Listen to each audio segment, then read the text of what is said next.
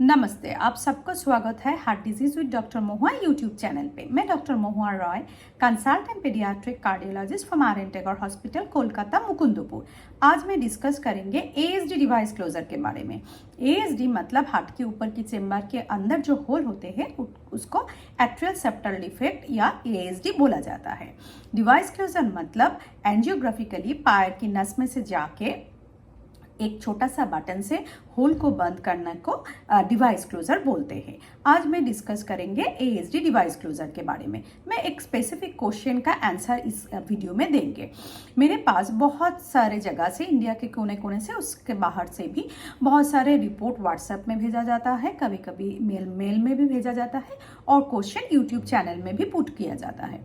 उसमें एक क्वेश्चन आया था कि कितना बड़ा एएसडी होने से उसको डिवाइस क्लोजर अप टू कितना बड़ा एएसडी को डिवाइस क्लोजर कर सकते हैं।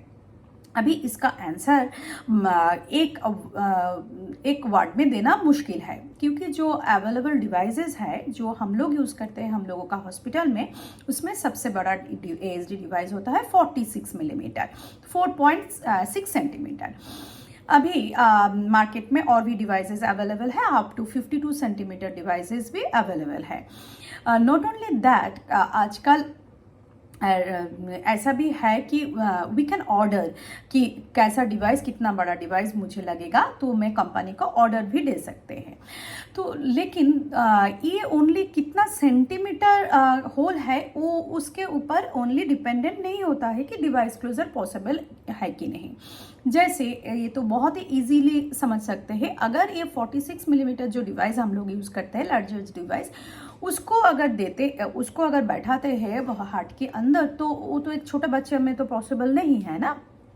तो पॉसिबल नहीं है मतलब उस बच्चे का हार्ट कितना बड़ा है, उसके अंदर होल, उसके अंदर ये डिवाइस बैठा रहे।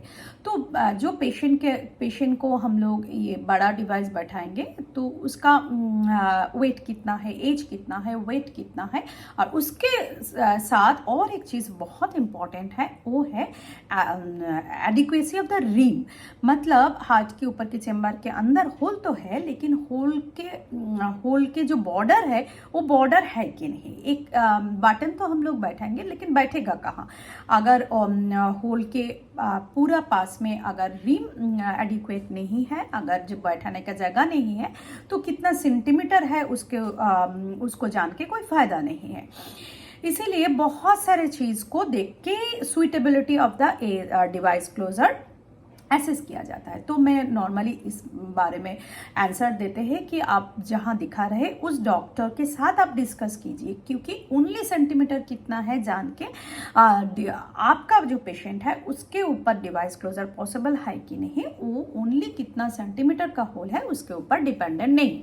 तो बहुत सारे लोग हैं जो खुश नहीं होते हैं, उनको लगता है कि मैंने अवॉइड किया क्वेश्चन, इसीलिए मैं आज इधर समझाने की कोशिश किया है। ओनली कितना सेंटीमीटर का होल है वो जानना सफिशिएंट नहीं है। पेशेंट का वेट, पेशेंट का age, adequacy of the rim assessment, कभी कभी अगर एडल्ट पेशेंट है तो ओनली ट्रांसथोरेसिक करके भी सुइटेबल है कि नहीं डिवाइस क्लोजर के लिए, वो पॉसिबल नहीं होता है समझना। तब जाके ट्रांसइसोफेजियल इको, मतलब गले से जैसे एंडोस्कोप घुसा के जैसे दिखा जाता है, वैसे ही इको करना पड़ सकता है कि ये जो होल तो है, वो सर्जरी लगेगा कि माइक्रो सर्जरी से ठीक हो पाएगा।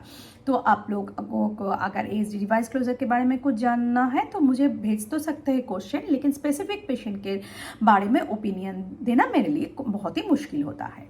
नमस्ते।